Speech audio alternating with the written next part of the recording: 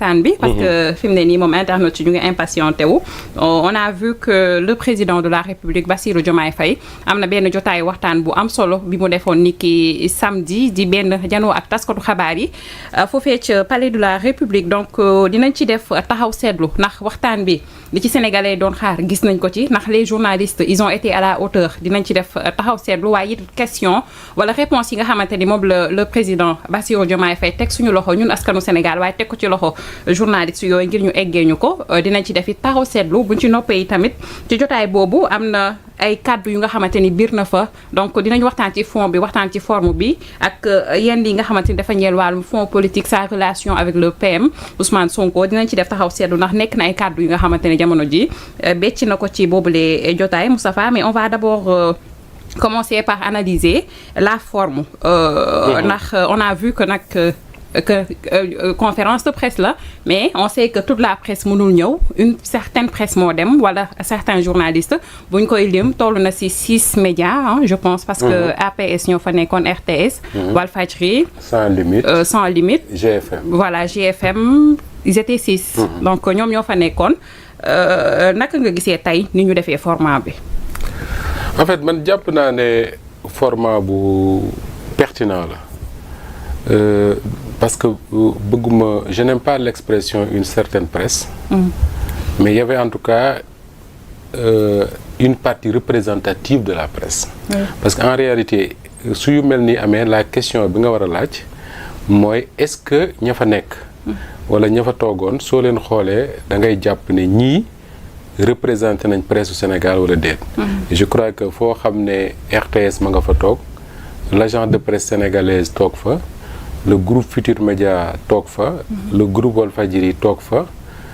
Sans Limite toog fa kenn du ne ma ça ne représente pas la presse sénégalaise beneen bi mooy li ñu gënoon a miin suñu réew mi et loolu je crois que presse au Sénégal également war nañ koo saluer mooy président bu ñu daan mësti am dañuy topp ci ginnaawam daw ba sonn bala muy wax ak presse au Sénégal Macky Sall mujjoon na prétexte yi mu daan joxe mooy way en tout cas service de communication au palais ba mu fa nekkee dañuy wax ne way li ñu jot ci demande ci presse Sénégal dafa bari mënuñu jël ñi bàyyi ñële man il m'est arrivé de leur dire mais ku ngeen jël ci presse Sénégal ñun ñu jàpp ne au moins presse Sénégal ngeen waxal mais li ñu daan miin mooy président yoo xam ne dañuy gën a wax ak l'extérieur plutôt que waa Sénégal Bassirou Diomaye Faye jàpp naa ne def na tey li ko war ak presse du Sénégal mooy am na lu mu bëgg a wax ak sénégalais yi ginnaaw bi ñu ko falee ba mu def ñetti weer tànn na ñi nga xam ne ñoom la sénégalais yi seetaan mu wax ak ñoom parce que en réalité pour man doo sax wax ak presse bi mais wax ak sénégalais yi la te boo bëggee wax ak sénégalais yi da ngay wax ak ñi nga xam ne ñoom la sénégalais yi seetaan sénégalais yi tey boo toogee seen kër nga laaj leen buñ bëggee xam li xew ci réew mi kan la ñuy seetaan duñ ne la France 24 duñ ne la RFI dañ naan la man kat dinaa jàpp Walfadjri wala dinaa jàpp RTS wala dinaa jàpp groupe Sud Communication exactement ak sama xarit Ndeye Mariam Ndiaye bi fa nekkoon donc pour man loolu moo doon l'objectif principal mooy wax ak la presse sénégalaise te gëm naa ne ku wax rek te yàlla tax xam nga ne ñi mu waxal keroog c'est la presse sénégalaise mënoo ci teg leneen et moo tax ma jàpp ne le format me paraît intéressant parce que président buy doog a falu def ñetti weer soo ne ko na def conférence de presse mënoo ne ñii ñooy ñëw ñii duñ ñëw da nga koy tijjil toute la presse sénégalaise et presse Sénégal nii mu bindoo nii mu mel nii tey boo ne woon conférence de presse ngay def salle des banquets ci boppam mooy fees dell nga gis fa Moustapha TV Salma TV Ñooxi TV Kële TV doo xam finalement lu muy yóbbu te loolu li muy jur buñ ca yeggee mooy dina am journalistes yoo xam dañu ñëw ak ay questions pertinente yoo xam ne sénégalais yi ñoo ko bëgg a poser seen président ñu poser ko mais da nga fa gis ay journalistes yoo xam ne bu ñu deful ndànk fa la ñuy nekk naan ko est-ce que soxna si dana taal cuuraay ak est-ce que nangam ak nangam mais yooyu man gisuma un président sérieux buy nangooti fii àdduna bi toll ngay prêter wu ci exercice bu mel noonu mi ngi noonu surtout fii réew mi toll jamono ji ci wàllum politique Moustapha réew mi dafa war a sérieux ñu wax ci lu sérieux ñu focus exactement ñi nga xam ne ñooy politique na ci pouvoir ñuy wax lu sérieux ñi opposé wu ñu bëgg a opposé wu ñuy opposé wu ci lu sérieux ñi nga xam ne ñoom ñoo bëgg a nekk ay journalistes di informer ñuy informer ci lu sérieux maintenant ku bëgg a def leneen am nga droit def ko mais en tout cas doo dem palais de la République di ko fa defee oui en tout cas on a entendu aussi benn affaire wala ñenn ñi di wax que mbir mi ab dictée préparé la leen di jox donc yow en tant que journaliste bi nga ak benn recul bi nga gisee yëf yi comment ça s'est passé noo ko jàng. xam nga li ma njëkk jaaxal mooy bi ma déggee ñu ne dañu sélectionné ay journalistes. man pour man wax boobu ça pose problème. Pourquoi? Parce que man journaliste la su ma gisee président de la République muy wax ak sama ay confrères li ma woy njëkk a def man mooy saluer ko te du ma jàpp mukk ne dañu sélectionné parce que soo nee dañu sélectionné man dama jàpp ne manque de respect la sax pour journalistes yi fa demoon parce que c'est comme si dañoo tànn ñoo xam ne peut-être ay journalistes yu docile lañ mën nañoo ñëw président wax leen lu ko neex ñu dem man dama xool ma seetaan ma gis ne journalistes yi ya fa nekk amul ci kenn koo xam ne man Moustapha Diop mën naa taxaw ne kii de fa mu toog man ma toogoon fa moo gën te loolu dafa bokk ci li doomu aadama war di doxee mooy ne crois jamais que ni yow foo toogul baaxul. dëgg la. c'est-à-dire que loolu mooy bêtise bi nit gën a mën a def ci àdduna. soo demee sëgg Yoff yi y a beaucoup de gens yoo xam ne considéré woon nañ ne buñ jugee seen kër tas. te pourtant seen kër ngay dox ba léegi. donc faut pas parce que je suis journaliste que je dois penser que ni man fii ñuy toog dama war a toog par force beneen bi. mooy buñ nee sélection soo nee sélection dafa mel ne président de la République wala le ministre conseiller chargé de la communication de la présidence moom moo dem ci groupe de presse yi ne nañ ma jox diw ak diw ak diw. alors que ça ne s'est jamais passé comme ça c'est pas vrai c'est absolument faux dire ça c'est raconter des mensonges. Ce qui s'est passé mooy la présidente de la République dañu fa recruter benn waaye ne ko yow yaay ministre conseiller chargé de la communication de la présidence. C'est-à-dire que moom nekkatul dans le journalisme. dafay assurer la communication du président de la République. Comment faire pour que président lu mu bëgg a wax mu wax ko Sénégalais ñu dégg ko. loolu bokk na ci ay mission. kooku da nga koy nangul li tax ñu koy fay salaire mu koy def ak ni nga xam ne noonu lañ ko sante. mooy su président bëggee wax mu xool quel est le créneau le meilleur pour mu mën a wax su waxee ñu dégg ko loolu mooy liggéeyam. loolu du liggéeyu Diomaye sax de. liggéeyu kañu fal la. du liggéeyu Salma Fall du liggéeyu Moustapha Diop du liggéeyu kenn liggéeyu kañu fal alors proposé ko ni ko nii laa ko xalaatee format bi exactement su xalaatee format pare kooku li mu def mooy dafay bind te donc du ma jox lu ma xamul parce que lépp fi la mu fekk man maa annoncé fii keroog ne dañuy def conférence de presse kooku day bind par exemple Walfadjri ne leen ñun kat président de la République dañu bëgg mu jàkkaarloo ak taskatu xibaar yi bés sàngam heure sàngam dañu bëggoon Walfadjri participer je prends Walf parce que exemple boobu laa gën a xam. dama bëggoon Walfadjri participer si. duñ la wax mukk ne la dañu bëggoon Salma Fall ñëw wala dañu bëggoon. diw ñëw Moustapha Diop ñëw. te sélection moo doon dañu bëgg diw ñëw. mais dañ ne dañu bëggoon Walfadjri bokk ci. Walfadjri ci boppam la direction de Walfadjri moom mooy toog mu ne parmi nous quel est le meilleur pour dem def cet exercice là. on dit ñun ñu ne. Pierre-Edouard Faye. man sama bopp je prends mon téléphone j'appelle Pierre qui n'était même pas là. Est-ce que ça t'intéresse d'aller interviewer le président de la République. mu ne why not pourquoi pas. Oui. À partir de cet instant-là ñun on dit à la présidence que ne ñun kat Pierre-Edouard Faye lañ désigné pour mu ñëw. mais Pierre kenn sélectionné wu ko. waaye loolu moom. su fekkee sélection la Walfadjri ko sélectionné. waaw. sur des critères yoo xam ne ñun ñoo ko xamal suñu bopp. la mu fa mën a def man su ma fa toogoon mënuma ko.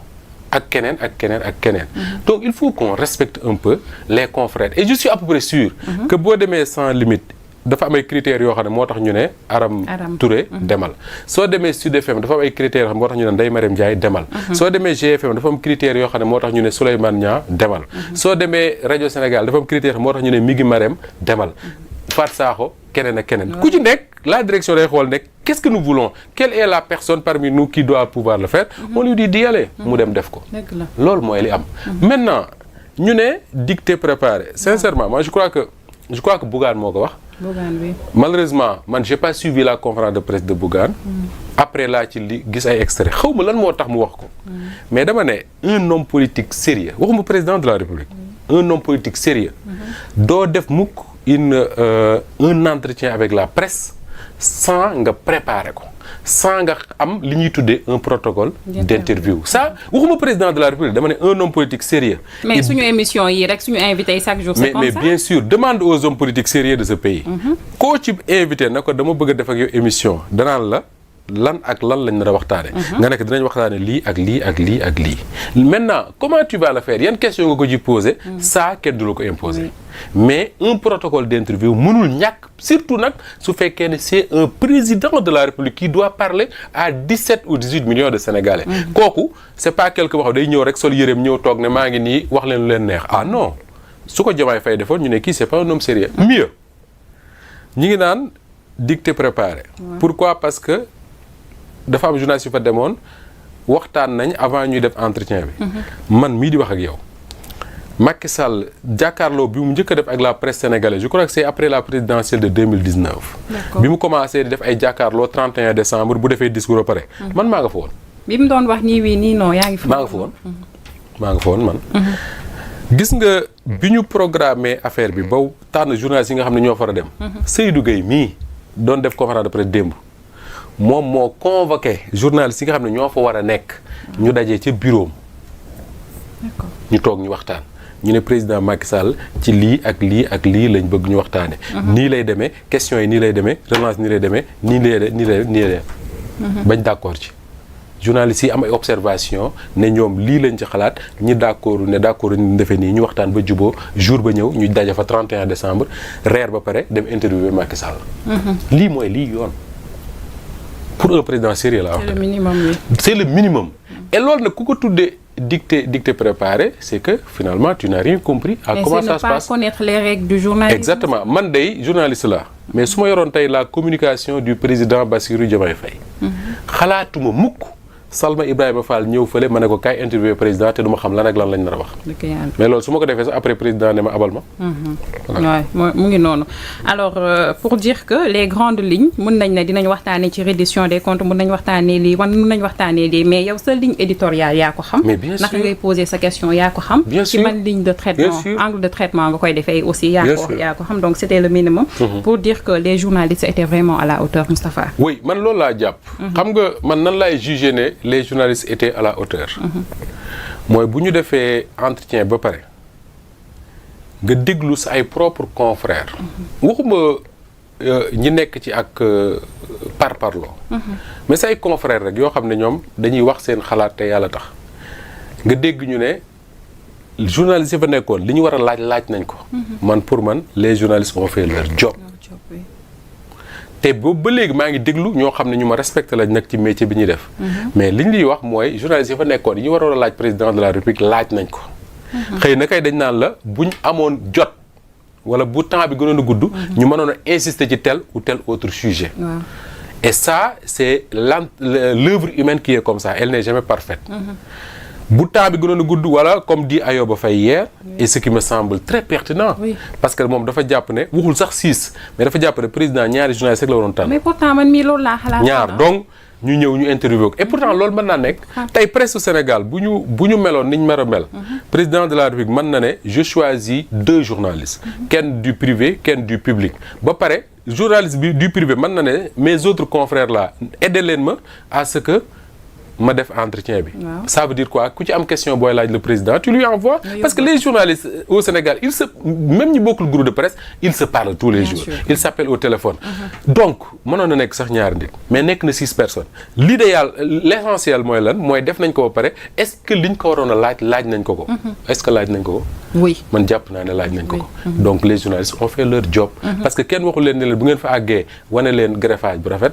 wane leen jaaro yu rafet wane leen costume bu rafet dañ na leen laaj leen président su ngeen ko laajee pare est-ce que Sénégalais yi doon déglu jàpp nañ ne li ngeen waroon laaj ngeen ko mais jeex na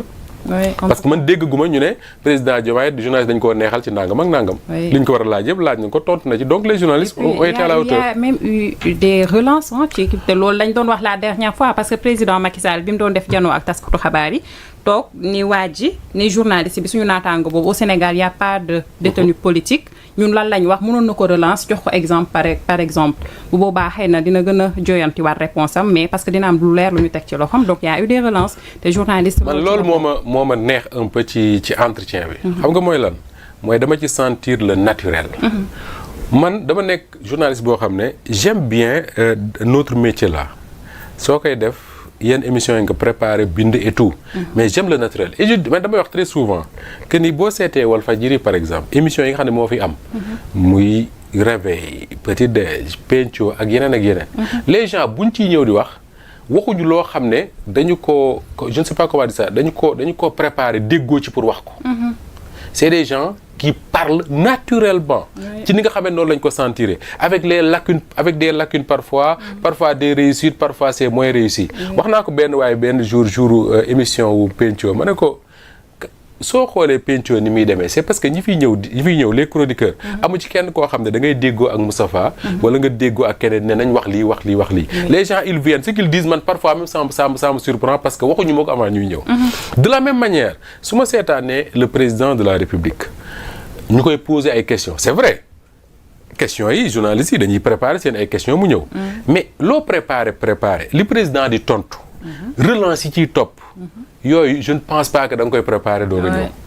donc li ma ciy neex mooy da nga sentir un naturel dans cet entretien là parfois même maa ngi koy waxtaan ak Pierre démb da ngay gis président de la République di tontu ci dara avant muy àggal Fatou Sakho wax waaw nekkul quelque chose de crispé mel ne machine ou quelque chose comme ça parce que man interviewé naa Macky Sall avec d'autres confrères bien sûr mais l'impression que j'avais mooy dañ ko préparer comme sur du papier à musique c'est-à-dire que c'était pas naturel en fait mais là tu as senti un face à face entre Bassirou Diomaye Faye ak des journalistes yoo xam ne c'était très naturel parfois même j'ai vu ñu ne diw par exemple ñu ne je ne sais pas Salma waroon na laaj ci nangam Salma ne non li ma bëggoon wax diw wax na ko c'est vrai ce naturel là dafa baax ci un entretien parce que un président encore une fois c'est pas une machine tey le monde ñi nga xam ne ñoo fi gën a réussir seen communication c'est des gens yoo xam ne da ngay sentir un naturel ci ñoom quelque chose de vraiment libre dans ce qu'ils disent regarde Trump ak américains yi quand il parle aux Américains dañ koy déglu parce que dañuy gis seen bopp ci moom waxu dof yeeg voilà quoi des trucs yoo xam ne xadaat beeg fugg bi voilà ñu dóor ko bal mu taxaw naan fight c'est-à-dire que des gens comme ça dafa commencé mën nga ko tudde du populisme nu la neex mais en tout cas man je sens ce naturel là dans ce que Bassirou Diomaye Faye a fait samedi ak ñi nga xam ne ñoom ñooy journalistes yi fa nekkoon et ce naturel là wolof mooy wax ne lu jóge ci xol lay dellu gis nga nit ñi bu ñuy seetaan sentir un président boo xam ne yaru gi muy wane ci moom ak sa façon de dire les choses c'est lui c'est pas quelque chose de créer c'est pas un rôle bu muy jouer day dugg ci ñoom man interviewé naa Bassirou Diomaye Faye au moins 3 fois d'accord au moins def naa ak moom édition du soir ñaari yoon ci at yi ñu génn yàggul dara interviewé naa ko bi mu génnee prison à Kaolack mais li ma sentir à chaque fois que je lui parle c'est quelqu'un boo xam ne dafa naturel waaw li mu bëgg a wax da koy wax moo ci am solo laa jël Pierre bi ñu ko waxee ne ko affaire impôt yu Macky Sall baal presse beeg yooyu mu ne d'accord ci waaw xam nga mënoon na faa nekk naan ñaar ñi naa leen rus parce que ay journalistes lañ dañu yore entreprise de presse c'est vrai d'accord ba ci waaw moo ci am solo li nga wax rek lu jóge ci xol le naturel ci xol lay dem le naturel dafa baax ci lépp donc au-delà de cette naturel tey réponse yi nga xamante ni moom la doon joxe